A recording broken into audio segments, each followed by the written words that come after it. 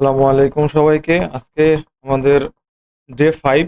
আজকে আমরা যে জিনিসটা শেখার চেষ্টা করব সেটা হচ্ছে AWS এর যে ইলাস্টিক আ EBS সার্ভিসটা আছে, সেই সার্ভিসটাকে আসলে কিভাবে আমরা ফ্লসির মাধ্যমে শিখতে পারি সেই জিনিসটা নিয়ে আজকে আমরা জানার চেষ্টা করব। তো চলুন আমরা আসলে স্ক্রিনটা শেয়ার করি। তো ইলাস্টিক অ্যামাজনের যে ইবিএস সার্ভিস আছে ফুল মিনিং হচ্ছে ইলাস্টিক ব্লক স্টোর। এটা হচ্ছে মূলত আমাদের হার্ড ডিস্ক টাইপের একটা জিনিস, বা দেখা গেছে যে স্টোরেজ বাড়ানো কমানো এই জিনিসগুলো হচ্ছে। যেমন আমরা এখন একটা ইনস্ট্যান্স যখন ক্রিয়েট করি সেখানে আমরা দেখা গেছে ধরি যে আমরা 30 জিবি একটা হার্ড ডিস্ক সিলেক্ট করি, বাট কোনো কারণে আমাদের এই ক্যাপাসিটিটা হচ্ছে না, তখন আমাদের কি করতে হবে, তখন আমাদেরকে আরো বাড়াইতে হবে। এই বাড়ানোর কাজটা আমরা হচ্ছে এমন ভাবে করতে হবে যাতে আমাদের আবার পিসিটা বন্ধ না হয়ে যায়। নরমালি যদি আমরা লোকাল বা আমাদের বাসার পিসির কথা চিন্তা করি, আমরা যদি এখানে হার্ড ডিস্কটা লাগাতে যাই তাহলে কি করতে হবে, আমাদের পিসিটা অফ করে তারপর হার্ড ডিস্কটা বসাতে হবে। কিন্তু এডব্লিউএস এর ইবিএসটা আমাদেরকে এমন সুবিধা দেয় যে আমরা আমাদের সার্ভার বা আমাদের পিসিকে কোনো ধরনের বন্ধ না করে সরাসরি সেটার ভিতরে আমরা হচ্ছে আমাদের যে স্টোরেজটা আছে সেটা আমরা অ্যাড করে দিতে পারি। তো প্রথমে আমি আহ, আহ, আপনাদেরকে দেখাতে যাচ্ছি যে আসলে আজকে আমরা কি শিখবো, যে আসলে ইবিএসটা কি এবং এটা কেন দরকার।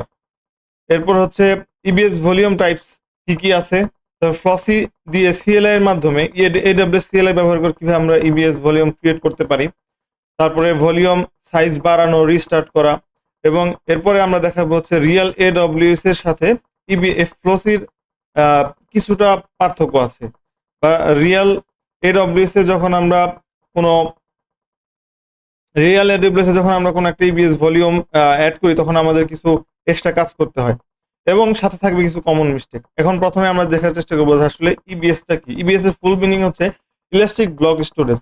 এটা হচ্ছে এডব্লিউএস এর একটা ব্লক স্টোরেজ সার্ভিস, যেটা হচ্ছে আমাদেরকে কি করে, যেটা হচ্ছে আমাদের পিসির সাইজটাকে বাড়াতে সাহায্য করে এবং ডাটা পারসিস্টেন্সি রেখে, ঠিক আছে।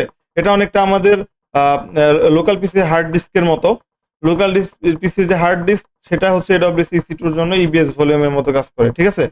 এরপর হচ্ছে এর কিছু বৈশিষ্ট্য আছে, যেমন ইসি2 ইনস্ট্যান্স বন্ধ করলেও এটার মধ্যে ডাটা থাকবে, ডাটা মানে সবসময় পারসিস্টেন্ট থাকবে।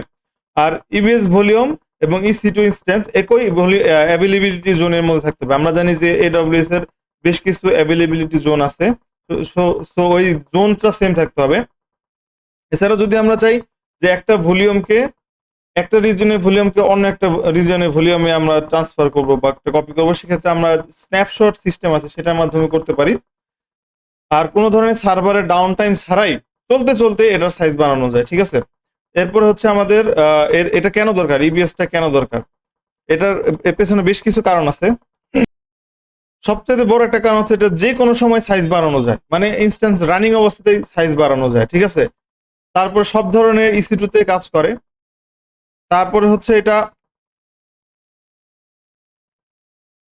ইনস্ট্যান্স যদি আমরা টাইম ইন্টার করে দিই, কিন্তু আমাদের ভলিউম যেহেতু আলাদা একটা সার্ভিস নেওয়া, তো ওই ভলিউমের ভিতরে ডাটাটা সবসময় থাকে। এবং এটা কোন কোন জায়গায় ব্যবহৃত হয়, আমাদের ডাটাবেস স্টোরেজে ব্যবহৃত হয়, অ্যাপ্লিকেশনে ব্যবহৃত হয়, কুবারনেটিস পারসিস্টেন্ট ভলিউমে ব্যবহৃত হয়, জেনকিন্সে ব্যবহার করা হয়। ইবিএস ভলিউমস এর টাইপস, আমাদের বেশ কিছু টাইপস আছে ইবিএস ভলিউমের। এর মধ্যে জিপি3 এটা সবচাইতে বেশি ব্যবহৃত হয়, এটা আমরা হচ্ছে ব্যবহার করব। তারপর জিপি2, তারপরে আছে IO1, IO2, ST1, SC1, ঠিক আছে। তো এগুলো হচ্ছে বিভিন্ন টাইপস, এবং এই টাইপস গুলোর উপর ভিত্তি করে প্রাইসিং এর একটা পার্থক্য আছে। এবং নিচের যেগুলো আছে এগুলো হচ্ছে আসলে এগুলো স্পেশাল কাজে ব্যবহৃত হয়, বাট রেগুলারলি হচ্ছে জিপি3 এটা ব্যবহার করা হয়, ঠিক আছে। তো আমরা যেটা বলছিলাম যে ইবিএস এবং ইনস্ট্যান্সকে একই অ্যাভেলেবিলিটি জোনের মধ্যে থাকতে হবে। আমাদের ইনস্ট্যান্স এবং ইবিএস যদি সেম রিজনে থাকে তাহলেই সেটা কানেক্ট হবে, বাট অন্য রিজিয়নের একটা ভলিউমকে যদি আমরা কোনো অন্য রিজনের ইনস্ট্যান্সে কানেক্ট করতে চাই তাহলে সেটা কখনোই কানেক্ট হবে না। সেক্ষেত্রে আমাদের স্ন্যাপশট ব্যবহার করে ওই রিজিয়নের জন্য ওই ভলিউমের একটা কপি ক্রিয়েট করতে হবে, তারপরে আমরা সেটাকে অ্যাটাচ করতে পারবো, ঠিক আছে। এখানে বেশ কিছু বেস্ট প্র্যাকটিস মেনশন করা আছে। সেটা হচ্ছে তার মধ্যে একটা সবচেয়ে গুরুত্বপূর্ণ যে এই ভলিউমে কিন্তু একটা চার্জ আছে। সো আমাদের যখন ভলিউম শেখা শেষ হবে বা ভলিউমের কাজ শেষ হবে তখন আমাদেরকে ভলিউমটা ডিলিট করে দিতে হবে। এটা সবসময় মাথায় রাখতে হবে, তা না হলে কিন্তু আমাদের ভলিউমের উপর একটা ক্রেডিট বার্ন হতে থাকবে, ঠিক আছে। তো আমরা ফ্লসি দিয়ে যখন আমরা এডব্লিউএস এর ইবিএস সার্ভিসটা শিখবো, সেখানে কিন্তু আমাদের একটা জিনিস মাথায় রাখতে হবে যে ফ্লসি হচ্ছে একটা সিমুলেটর। সো এখানে কিন্তু আমরা অ্যাকচুয়াল কোনো ভলিউম পাবো না, আমরা কোনো অ্যাকচুয়াল স্টোরেজ পাবো না, কিন্তু রিয়েল এডব্লিউএস এ কিন্তু আমরা পাবো। সেক্ষেত্রে আমরা কি করতে পারবো, সেই এডব্লিউএস টাকে আমরা আমাদের ইনস্ট্যান্সের সাথে অ্যাটাচ করতে পারবো, ভলিউমের সাইজ বাড়াইতে পারবো, ঠিক আছে। তারপরে হচ্ছে আমরা মডিফাই করতে পারবো। সো কিন্তু ফ্লসিতে কি হবে, ফ্লসিতে হচ্ছে এটা একটা সিমুলেটর, যার ফলে কি হবে যে আমরা ওই অ্যাকচুয়াল যে স্টোরেজটা সেটা পাবো না, তারপরে হচ্ছে আমাদের যে সাইজ বাড়ানো এগুলো পারবো না। কিন্তু আমি দেখাই দিব যে আসলে অ্যাকচুয়াল এডব্লিউএস এ যদি আমরা এটা ইউজ করতাম তাহলে আউটপুটটা কি আসতো বা এনভায়রনমেন্টটা কেমন হতো। তো সেজন্য আপনারা সামনে দেখতে পারবেন। তো এখন আমি একটু দেখাই দিই আসলে কোন কোন জিনিস ফ্লসিতে সাপোর্ট করে আর কোন কোন জিনিস রিয়েল এডব্লিউএস এ সাপোর্ট করে, কিন্তু ফ্লসিতে এটা আমরা সাপোর্ট করাতে পারি না। যেমন ক্রিয়েট ভলিউম, এখানে আমরা ফ্লসির মাধ্যমে ক্রিয়েট ভলিউম করতে গেলে যে স্টেপস গুলো সেটা আমরা চেক করতে পারবো। তারপর ডিসক্রাইব ভলিউম, মানে ভলিউমের লিস্ট গুলো যদি দেখতে চাই দেখতে পারবো। ডিলিট ভলিউম, কোন একটা ভলিউমকে যদি আমরা ডিলিট করতে চাই সেটাও করতে পারবো।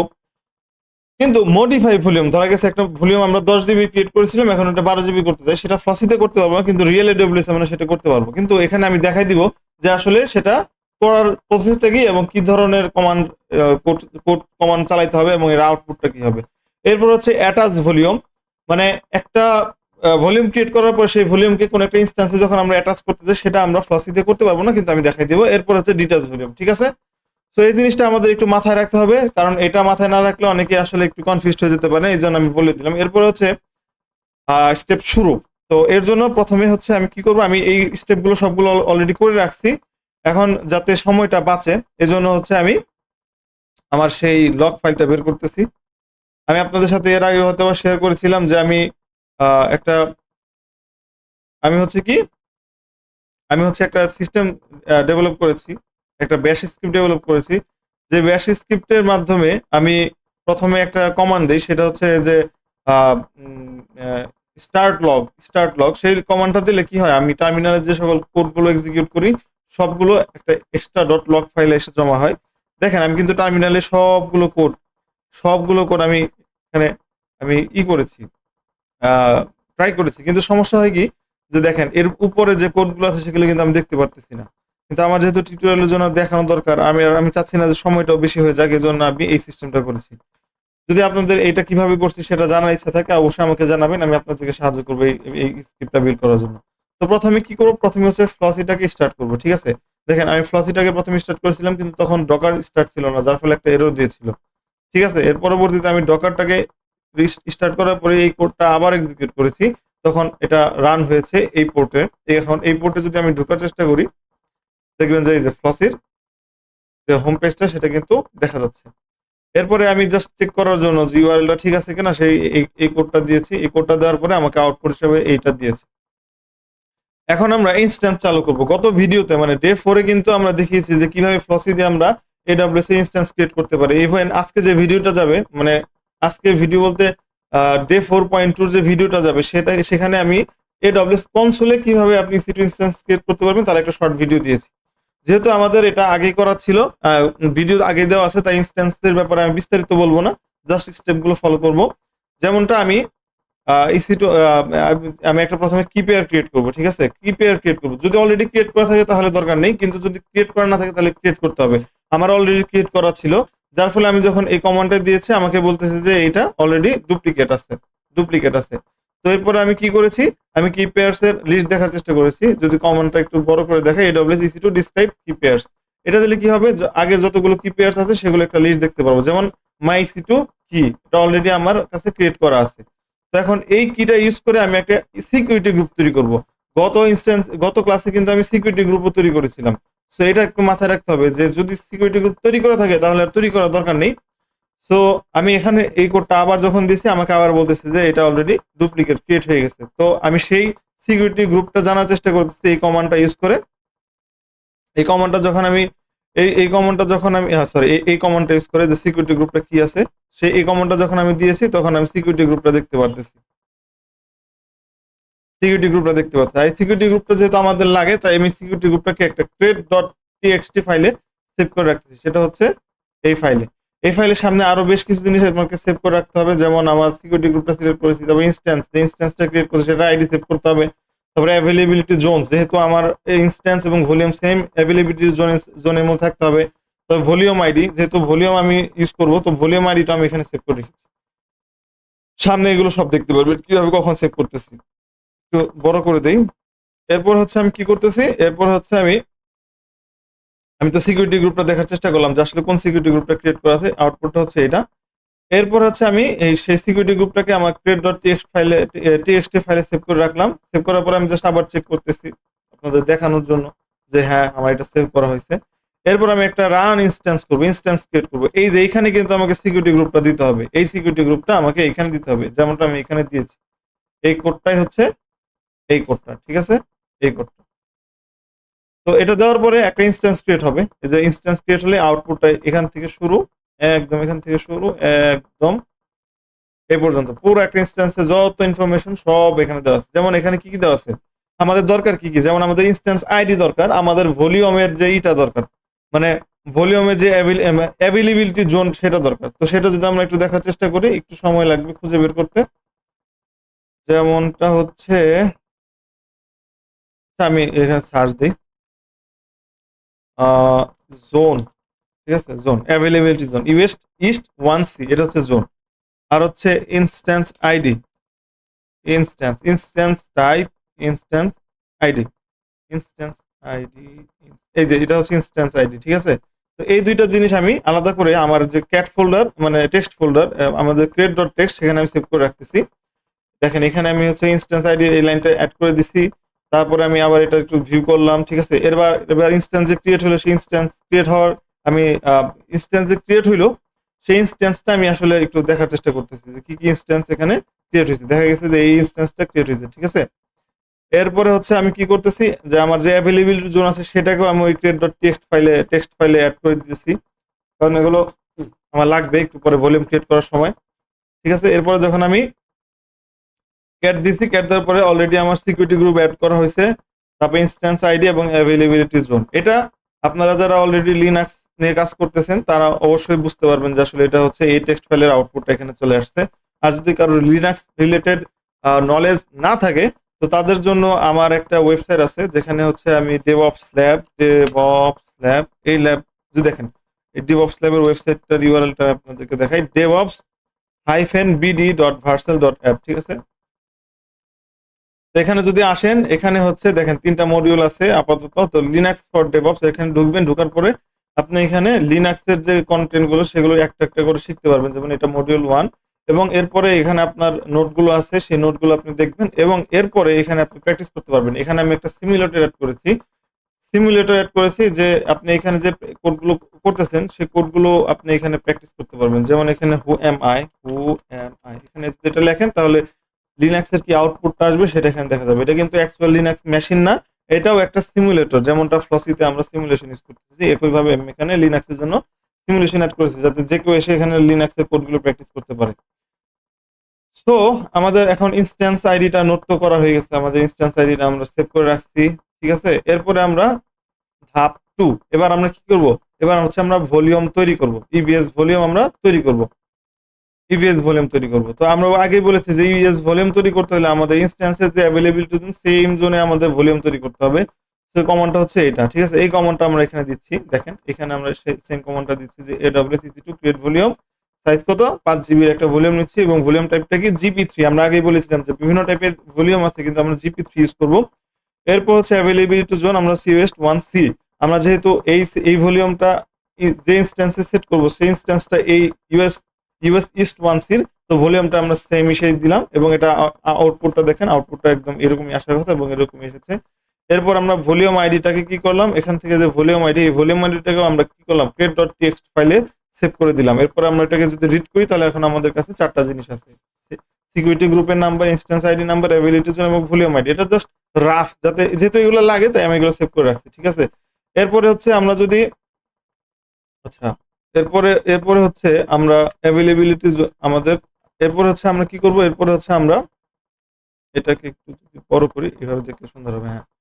এরপর হচ্ছে আমাদের যে ভলিউম আছে, একটা জিনিস খেয়াল রাখবেন যে AWS এ যখন আমরা EC2 বা কোনো একটা ইনস্ট্যান্স ক্রিয়েট করি, তখন কিন্তু অলরেডি আমাদের ডিফল্ট কিছু ভলিউম থাকে। সো আপনি হয়তোবা কেবল একটা ভলিউম ক্রিয়েট করছেন, কিন্তু এখানে দেখতে পাচ্ছেন যে অনেকগুলো ভলিউম আছে। এর কারণ হচ্ছে অলরেডি ডিফল্ট ভাবে কিছু ভলিউম ক্রিয়েট করা আছে। তো এখন আমি যদি এই ডিসক্রাইব ভলিউমস আউটপুটটাকে টেবিল হিসেবে দেখতে চাই, তাহলে আমাকে এরকম একটা আউটপুট দিবে। যেমনটা এই যে এই কোডটা আমি এক্সিকিউট করেছি। ঠিক আছে? এই কোডটা দেওয়ার পর এরকম একটা ভলিউম আসতেছে এবং আমাদের এই যে এগুলো হচ্ছে ডিফল্ট। দেখেন ইউএস 1C এর ভিতরে যে এটা ডিফল্ট, এটা আগেরই। এই ভলিউমটা আবার এক জায়গায় অ্যাটাচও হয়ে গেছে। মানে এটা হচ্ছে আমাদের, যে আমি ইনস্ট্যান্স ক্রিয়েট করার সময় যে 8 জিবি বা 5 জিবির যে ইনস্ট্যান্স ক্রিয়েট করেছিলাম, সেই ইনস্ট্যান্সের জন্য যে ভলিউম সেটা হচ্ছে এটা, মেইন ভলিউম। এরপর হচ্ছে এটা হচ্ছে আমার মাত্র ক্রিয়েট করা ভলিউম এবং এই ক্রিয়েট করা ভলিউমটা দেখেন কোথাও অ্যাটাচ করা নেই। অ্যাটাচ করা থাকলে এরকম একটা অ্যাটাচ বক্স আসতো। ঠিক আছে? এরপরে তারপর আর বেশ কিছু ভলিউমস আছে যেগুলো অ্যাটাচ করা আছে। তো এটা হচ্ছে আমাদের ভলিউম যে ক্রিয়েট হয়েছে সেটা আমরা বুঝতে পারলাম। এরপর আমি কি করব? এরপর হচ্ছে ধাপ 3, যে ভলিউমকে EC2 তে অ্যাটাচ করব। এই দেখেন এই জিনিসটা কিন্তু আমাদের ফ্লসিতে সাপোর্ট করে না। ফ্লসিতে সাপোর্ট করে না, তাহলে কি আমরা শিখবো না? অবশ্যই শিখবো। তাহলে কিভাবে শিখবো? সেটাই আমি আপনাদেরকে দেখিয়ে দিচ্ছি যে যদি রিয়েল AWS এর সাথে আপনি আপনার AWS CLI টা কানেক্ট করার পরে এরকম ভাবে আপনি ভলিউমটা ক্রিয়েট করতেন সেম কমান্ডই, আপনি জানেন যে ফ্লসি এবং AWS, রিয়েল AWS এর যে কমান্ড সেম কমান্ড। সো এভাবে এতক্ষণ পর্যন্ত আপনি কি করছেন? ভলিউম ক্রিয়েট করছেন। এখন এই ভলিউমটা যখন অ্যাটাচ করবেন তখন আপনাকে এই কমান্ডটা দিতে হবে। ঠিক আছে? এই কমান্ডটা দিতে হবে। এই কমান্ডটা কি? যে আপনি AWS EC2 অ্যাটাচ ভলিউম, তারপর ভলিউম আইডি দিবেন, তারপর যে ইনস্ট্যান্সে আপনি এটা অ্যাটাচ করতে চান সেটা আইডি দিবেন এবং দিবেন হচ্ছে ডিভাইস আইডি। ডিভাইস আইডি হিসেবে আমি যদি বলি, বেশ কিছু ডিভাইস আইডি আছে। এই ডিভাইস আইডি গুলো যদি আপনি গুগলে সার্চ দেন যে instance volume attach device, so এখানে বেশ কিছু নাম পাবেন, যে কোনো একটা নিতে পারবেন। তবে ডিফল্ট যেটা, সেটা আমি আপনাকে দেখাই, একটু আগে তো দেখাইলাম যে XVDA, XVDA ভলিউম, হ্যাঁ, XVDA এটা ইউজ করবে না। কারণ কি? এটা হচ্ছে ডিফল্ট। একটা ইনস্ট্যান্স ক্রিয়েট করার সময় যে ভলিউমটা ক্রিয়েট হয় সেই ভলিউমের ডিভাইস আইডি হচ্ছে XVDA এবং প্রত্যেকটা ভলিউমে চেষ্টা করবেন যে আলাদা আলাদা ডিভাইস নেম দিতে। ঠিক আছে? যার ফলে কি হবে না, কোনো কনফ্লিক্ট তৈরি হবে না। তো এখানে আমরা XVDF এটা দিচ্ছি। ঠিক আছে? তো দেওয়ার পর আমরা যখন এই কমান্ডটা রান করব, এই কমান্ডটা রান করার পরে আমাদের দেখেন আমাদের এখানে কিন্তু একটা এরর দিচ্ছে। এই কমান্ডটা আর এই কমান্ডটা সেম, জাস্ট আমি এখানে ভলিউম আইডি এবং ইনস্ট্যান্সের রিয়েল আইডিটা বসাইছি। এরপর কমান্ড দেওয়ার পর আমাদেরকে কি বলতেছে যে attach volume is not supported. But আপনি যখন রিয়েল AWS এর জন্য এটা ট্রাই করবেন তখন আপনাকে এরকম একটা আউটপুট দিবে। ঠিক আছে? সো এই জিনিসটা যাতে আপনি কনফিউজড না হন, এর জন্য আমি ক্লিয়ার করে বলে দিতেছি এবং আপনার একটা ভিজুয়াল রিপ্রেজেন্টেশনও দিচ্ছি যাতে আপনি ভালোমতো বুঝতে পারেন। এরপর আপনার কি হলো, ভলিউমটা অ্যাটাচ হয়ে গেল। এখন আপনি কি করবেন, দেখার চেষ্টা করবেন যে আসলে রিয়েলি অ্যাটাচ হয়েছে কিনা। তখন এই কমান্ডটা দিবেন, এই কমান্ডটা যে এখানে, এই কমান্ডটা, সরি এটা এই যে এই কমান্ডটা। ঠিক আছে? ডিসক্রাইব ভলিউম, ভলিউমের আইডি দিবেন, তারপরে আপনার যে কোয়েরিটা আছে সেই কোয়েরিটা দিবেন। এই কোয়েরিটা হচ্ছে আপনার আহ, একটা ফিক্সড কোয়েরি যেটার মাধ্যমে আপনি দেখতে পারেন যে আসলে আপনার ভলিউমটা অ্যাটাচ হয়েছে কিনা। এটা যদি দেন তখন আপনি এরকম একটা আউটপুট পাবেন। ঠিক আছে? এখানে ঘাবড়ানোর কিছু নাই এরর দিলে, কারণ এটা আমাদের অ্যাটাচ হয়ই না, অ্যাটাচ তো সাপোর্টই করে না। তো আমি কিভাবে এটা চেক করব? এরপরে হচ্ছে, এবার আপনি যদি রিয়েল AWS এ কাজ করতেন, এখন এই মুহূর্তে তো আমি ফ্লসিতে কাজ করতেছি, বাট আপনি যদি এই কমান্ডগুলো রিয়েল AWS এ অ্যাপ্লাই করতেন তখন আপনাকে এগুলো তো সার্বজনীন, ধাপ 4 সার্বজনীন, বাট আপনাকে রিয়েল AWS এ ভলিউম অ্যাটাচ করার পরে ওইটাকে ওয়ার্কেবল করার জন্য আপনাকে আরো বেশ কিছু এক্সট্রা কাজ করতে হতো। সেই কাজগুলো আমি আপনাকে এখন দেখাবো। এই ধাপ 4 এ আমি একটু পরে আসছি। ঠিক আছে? পার্ট 3 তে যাবো এখন। ধাপ 4 এ আমি একটু পরে আসতেছি, পার্ট 3 তে যাব। তো পার্ট 3 তে যদি যাই, তখন কি করতে হবে? তখন আমাদেরকে প্রথমে এই যে এটা তো AWS আপনি কানেক্ট করবেন, সেটা কানেক্ট করার পর আমরা প্রথমে ডিস্ক চেক করব। ঠিক আছে? এই কমান্ডটা দিব আমাদের AWS ইনস্ট্যান্সের যে টার্মিনাল, সেখানে দেওয়ার পরে আমরা এখানে সেই যে মাত্র যে আমরা একটা 5 জিবির ভলিউম ক্রিয়েট করছি সেই ভলিউমটা আমি এখানে দেখতে পাবো। ঠিক আছে? এটা অ্যাটাচ হয়েছে। কিন্তু এখন আমাকে এটার সাথে এটা কানেক্ট করতে হবে। আমরা জানি কোনো একটা হার্ড ডিস্ক যখন আমরা কিনে আনি লোকাল পিসিতে অ্যাটাচ করার জন্য, তখন আমাদের কি করতে হবে? প্রথমে হার্ড ডিস্কটাকে ফরম্যাট দিতে হয়। তো আমরা এখন এই ভলিউমটাকে ফরম্যাট দিব। এই ভলিউমটাকে ফরম্যাট দেওয়ার জন্য আমাদেরকে কি করতে হবে? এই কমান্ডটা চালাতে হবে। sudo mkfs, তারপরে এটা দিয়ে ফরম্যাট করতে হবে। ফরম্যাট করার পরে এটাকে কি করতে হবে? যে আমাদের যে ভলিউমটা তো এই ডিভাইসের এই ফোল্ডারে আছে। ঠিক আছে? কিন্তু এইটার সাথে আমরা সরাসরি লিনাক্সের ডিস্ককে কানেক্ট করা দিতে পারি না। এর জন্য আমাদের এই ভলিউমের ভিতরে বা আমাদের একটা একটা একটা কি বলে একটা ফোল্ডার ডিফাইন করতে হয়। সেই ফোল্ডারের মাধ্যমে, ধরেন আমি একটা ফোল্ডার ক্রিয়েট করলাম যে আসিফ নামের আমার ইনস্ট্যান্সের ভিতরে। এই আসিফ ফোল্ডারের সাথে আমি হচ্ছে আমার এই নতুন যে ভলিউমটা ক্রিয়েট করছি সেটাকে অ্যাটাচ করে দিব। সেটাকে মাউন্ট করে দিব। যার ফলে কি এই ফোল্ডারের ভিতরে যা থাকবে সব ওই মানে আমাদের উইন্ডোজ পিসিতে যেরকম আমরা কি করি, আমরা হচ্ছে ড্রাইভ সিস্টেম করি না, আমি আপনাকে একটু দেখাই। দিস পিসিতে যখন আসে আমরা দুইটা ফোল্ডার দেখতে পাই, তাই না? তো এই ধরেন আমি কেবল একটা নতুন হার্ড ডিস্ক আনলাম, হার্ড ডিস্ক আনার পরে আমি আমার উইন্ডোজ পিসিতে সেটা ফরম্যাট দিলাম, ফরম্যাট দেওয়ার পরে আমি কি করব, লিনাক্স মানে এখানে কি করতে হবে, প্রথমে একটা ফোল্ডার ক্রিয়েট করতে হবে। এইভাবে আপনাকে এখানে তো ফোল্ডার ক্রিয়েট করা যায় না, বাট ধরেন সাপোজ এখানে একটা ফোল্ডার ক্রিয়েট করলাম যে নতুন মেমোরি, সেই মেমোরিতে আমি কি করবো, আমার নতুন হার্ড ডিস্কটাকে কানেক্ট করবো। তাহলে কি হবে, এই ফোল্ডারে যা যা কন্টেন্ট থাকবে সব ওই যে ওই নতুন যে ভলিউম বা নতুন যে হার্ড ডিস্ক ইউজ করতেছি সেটার কন্টেন্ট। তো এইভাবে একটু চিন্তা করতে পারেন যে প্রথমে কি করতে হচ্ছে, আমি ফরম্যাট দিলাম, এবার একটা ফোল্ডার ক্রিয়েট করব, সেই ফোল্ডারের ভিতরে আমি আমার এই ভলিউমটাকে মাউন্ট করে দিব, ঠিক আছে? তো এই দুইটা এখন ভাই ভাই হয়ে গেল, সিঙ্ক হয়ে গেল। এবার আমি আবার যখন স্টোরেজে যাচাই করব, মানে আমার টার্মিনালে ডিএফ হাইফেন এইচ এই কন্টেন্টটা এই কমান্ডটা যখন দিব, তখন আমি এই একটা আউটপুট দেখতে পারবো, ঠিক আছে? এই একটা আউটপুট দেখতে পারবো। এবার আসলে যে মাউন্ট হইছে, দুটা যে সিঙ্ক হইছে, এটার জন্য আমি কি করব, এই ফোল্ডারের ভিতরে আমি একটা ফাইল ক্রিয়েট করব, ঠিক আছে? একটা ফাইল ক্রিয়েট করলাম যে সুডো টাচ, এবং এটার ভিতরে একটা দিলাম, একটা টেক্সট দিলাম, টেস্ট ফাইল। এবার এবার যখন আমি এটাকে এলএস করবো, আমি টেস্ট ফাইল দেখতে পেলাম, ঠিক আছে? এখন দেখেন এই ফোল্ডারটা আমি কেবল ক্রিয়েট করলাম, কিন্তু এখন যদি আমার ইনস্ট্যান্সটা রিস্টার্ট হয় তাহলে কি হবে, এই ডাটা হারাই যাবে। এর জন্য আমাকে কি করতে হবে, এটাকে পার্মানেন্ট করতে হবে। এর জন্য আমি কি করব, এর জন্য আমাকে একটা প্রসেস ফলো করতে হবে যে ইনস্ট্যান্সটা ভিতরে আমি এই কমান্ডটা দিব যে pseudo BLK ID bulk ID, তারপর হচ্ছে ওই আমাদের যে ডিভাইসের যে আমাদের যে ডিভাইস ভলিউম যে ডিভাইসটা সেটা মেনশন করবো। সেটা মেনশন করলে আমাদের ভিআই একটা তখন আমাদেরকে একটা আউটপুট দিবে, এই ইউআইডি সহ একটা আউটপুট দিবে, ঠিক আছে? এই ইউআইডিটা আমাদের একটা জায়গায় সেভ করে রাখতে হবে বা মাথায় রাখতে হবে, এবং এই যে টাইপটা যে ext4 এটা আমাদের মাথায় রাখতে হবে। এবার আমরা কি করব, এটা হচ্ছে আমরা মানে আমাদের যে নতুন ভলিউম, সে নতুন ভলিউমের একটা আইডি পাইলাম। এখন এইটাকে আমাদের একটা ফোল্ডার আছে লিনাক্সের ভিতরে, ইডিসি ফোল্ডারের ভিতরে এফএস ট্যাব নামে একটা ফাইল আছে, সেই ফাইলের ভিতরে আমাদের এটা মেনশন করে দিতে হবে।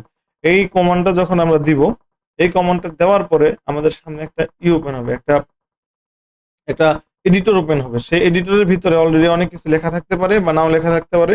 একদম সেটা নিচে চলে এসে আমরা এভাবে আমাদের কমান্ডটা দিব যে এই যে এখানে যে ইউআইডিটা আমরা পাইছি, সেই ইউআইডিটা আমরা এখানে মেনশন করব। তারপর হচ্ছে যে ফোল্ডারের ভিতরে আমরা রাখতেছি সেই ফোল্ডারটার স্ল্যাশ ডাটা, তারপর টাইপটা দিব, তারপর ডিফল্টস নো ফেইল 02, এগুলো ফিক্সড। এটার এক্সপ্লেনেশন আমি নিজেও জানি না, ঠিক আছে? ওইখানে লেখা দেওয়া আছে যে ভলিউম না পেলেও ইনস্ট্যান্স বুট হবে, আর ইবিএস আনমাউন্টেড থাকলে ইনস্ট্যান্স আটকে যাবে না। ওকে, নো ফেল এই কারণে দেওয়া হয়েছে যাতে সবসময় এটা কাউন্ট কন্টিনিউয়াসলি থাকে। এরপরে আমরা এটাকে সেভ করে দিয়ে বের হয়ে চলে আসবো আমাদের টার্মিনালে। এতক্ষণ এডিটরের ভিতরে ছিলাম, এখন এডিটর থেকে বের হয়ে আসার পরে আমরা এই সুডো মাউন্ট এই স্ল্যাশ এ এটা যখন দিব, দেওয়ার পরে আমাদের কোনো আউটপুট আসবে না, কিন্তু যদি কোনো এরর টেরর থ্রো করে তাহলে সমস্যা আছে, আর যদি থ্রো না করে তার মানে ঠিকঠাক আছে, ঠিক আছে?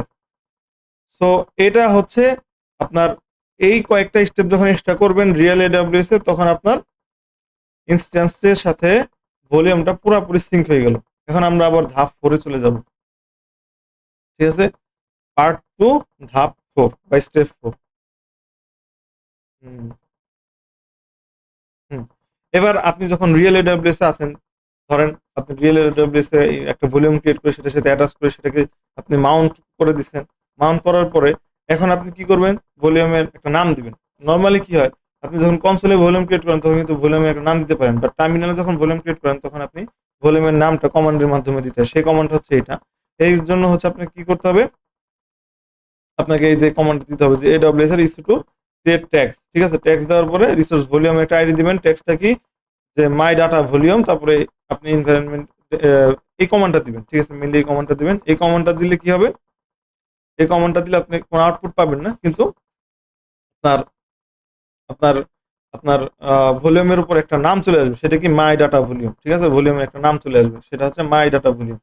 এবার আপনি যদি চান যে ভলিউমের সাইজটা বাড়াবেন, আচ্ছা এটা কিন্তু ফ্লসিতে কাজ করবে না, ঠিক আছে? এরপরে আপনি চাচ্ছেন যে ভলিউমের সাইজটা বাড়াবেন। ভলিউমের সাইজ বাড়ানোর জন্য কমান্ড হচ্ছে এটা, এটা হচ্ছে মডিফাই ভলিউম আইডি, তারপরে ভলিউমের পরে আপনি দিবেন হচ্ছে ভলিউমের আইডিটা দিবেন এবং সাইজটা বলে দিবেন যে কতটুকু বাড়াতে যাচ্ছেন। আগে 5 ছিল, এখন 10 করতে যাচ্ছেন। এটা যখন টাইপ করবেন তখন এরকম একটা আউটপুট পাবেন। ঠিক আছে? অরিজিনাল সাইজ হচ্ছে 5, এখন টার্গেট সাইজ হচ্ছে 10। কিন্তু আপনি ফ্লসিতে দিলে কিন্তু এটা আপনি এরর খাবেন। তো আপনাকে বারবার বলার পর কথা হচ্ছে যাতে আপনি এটা মিস্টেক না করেন। তো আচ্ছা, এখন আপনি যেহেতু আপনি সাইজ বাড়াইছেন, আপনি এটা একটু ভেরিফাই করবেন। এর জন্য কি করবেন? এর জন্য হচ্ছে AWS0 তারপর ভলিউম আইডি এখানে দিয়ে এই কমান্ডটা রান করবেন। এই কমান্ডটা রান করলে আপনি একটা আউটপুট দেখতে পারবেন।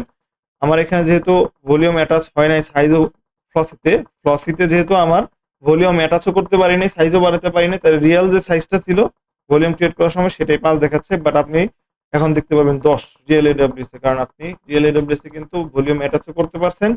আবার পারছেন কি? আপনি হচ্ছে ভলিউমের সাইজও বাড়াইতে পারছেন। ঠিক আছে? তো এই জিনিসটা হচ্ছে আপনার আ বোঝার জন্য আমি বলে দিতেছি বারবার, যাতে আপনি কনফিউজ না হন। একটা জিনিস হচ্ছে যে ফ্লসি তো আমাদের দেশে নতুন। তো এই জিনিসগুলো আসলে অনেক রিসার্চ করে এরর-টেরর খেয়ে এনালাইসিস করে টাইম দিয়ে তারপর আমাকে এগুলো শিখতে হচ্ছে। মেইনলি একটা ভিডিও করার আগে আমার প্রায় ৩-৪ ঘন্টা এগুলো নিয়ে ঘাটাঘাটি করতে হয়। সো আমি আপনার কাছে চাইবো যে আপনি কাইন্ডলি এই কনটেন্ট গুলো শেয়ার করে দিন।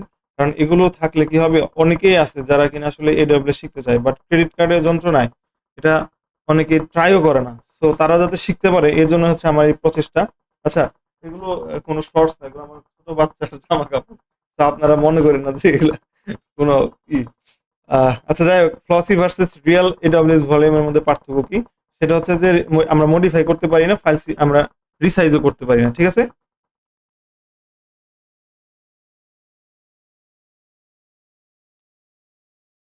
ওকে, এখন হচ্ছে ভলিউম ডিটাচ করার প্রসেসটা। আমরা একটা ভলিউম ক্রিয়েট করেছি, ভলিউম অ্যাটাচ করেছি, তাই না? ভলিউম ক্রিয়েট করেছি, ভলিউম অ্যাটাচ করেছি, ভলিউম ডিটাচও তো করতে হবে। এর জন্য কমান্ডটা হচ্ছে এটা যে একটা ডিটাচ ভলিউম এবং ভলিউমের আইডিটা দিব। দিলে কি হবে? ভলিউমটা ডিটাচ হয়ে যাবে। যে কোনো ভলিউম ক্রিয়েট করার পর সেটাকে যদি আপনি ডিলিট করতে চান, আগে ভলিউমটাকে ডিটাচ করতে হবে। অ্যাটাচ হওয়া কোনো ভলিউমকে আপনি ডিলিট করতে পারবেন না। এখন আপনি ভলিউম ডিলিট অ্যাটাচ দিলে আপনাকে এরকম একটা আউটপুট দিবে রিয়েল AWS এ। ঠিক আছে? এরপর আপনি যাচাই করলেন যে আসলে ডিটাচ হয়েছে কিনা। এখন আপনি যদি এই কমান্ডটা দেন তাহলে কি হবে? যেটা এভেইলেবল এখানে আসবে। ফসিতে এটা আসলো কেন? ফসিতে আমি জানি যে আমি একটা ভলিউম ক্রিয়েট করার কমান্ড দিয়েছিলাম। তখন একটা ভলিউম ক্রিয়েট হয়েছিল। কিন্তু ওই ভলিউম তো কোথাও অ্যাটাচ করতে পারিনি। কিন্তু রিয়েল AWS এ কিন্তু আমি অনেকগুলো কাজ করছি। সেটা অ্যাটাচ করছি, সেটা ডিটাচ করছি। তো এটা অল টাইম এভেইলেবলই থাকবে ফসিতে। বাট আমাদের যে রিয়েল AWS এ এটা শুধুমাত্র যদি ডিটাচ অবস্থায় থাকে তখন এটা এভেইলেবল থাকবে। ঠিক আছে? এরপর ভলিউমটা ডিলিট করব। ভলিউম ডিলিট কিন্তু আমাদের এই ফ্লসিতে কাজ করবে।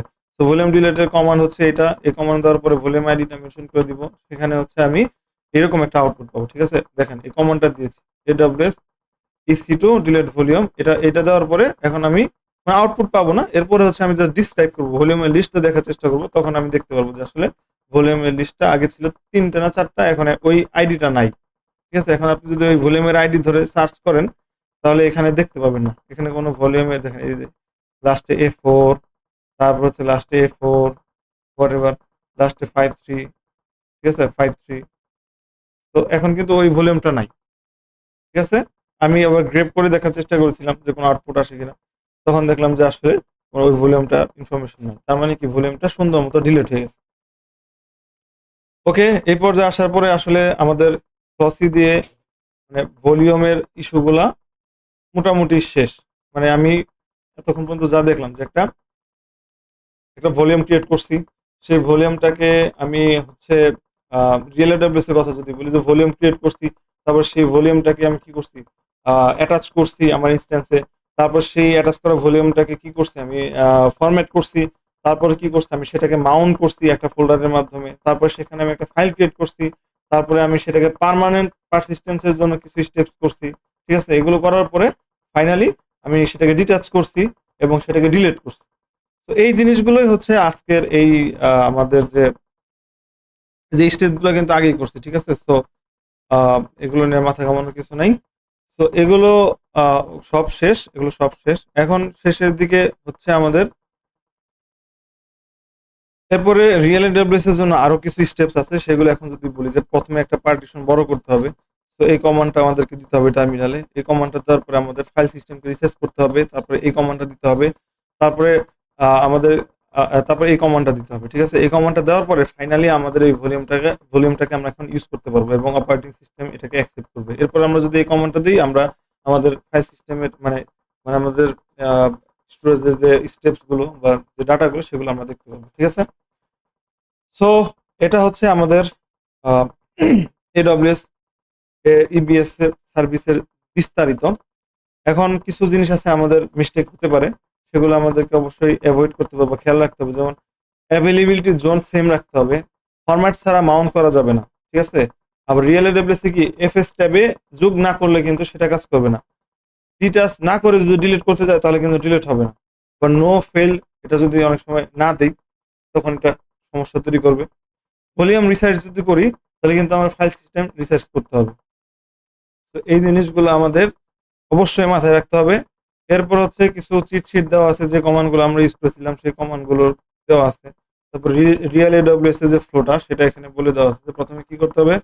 প্রথমে আমাদের EC2 ড্যাশবোর্ডে যাব, সেখান থেকে ইবিএস এ যাব। তারপরে একটা ভলিউম ক্রিয়েট করব, সাইজ, টাইপ এবং অ্যাভেলেবিলিটি জোন এড করে। তারপরে ভলিউমের স্টেটটা আমরা দেখব যে অ্যাভেলেবল যখন হয়েছে তখন কি করব? সেই ভলিউমটাকে আমরা অ্যাটাচ করব। কিভাবে? ভলিউমটা সিলেক্ট করব, তারপরে অ্যাকশন আছে একটা ড্রপ ডাউন, সেখানে দিয়ে যাব, তবে অ্যাটাচ ভলিউমে ক্লিক করব, ঠিক আছে? তারপরে আমরা কি করব?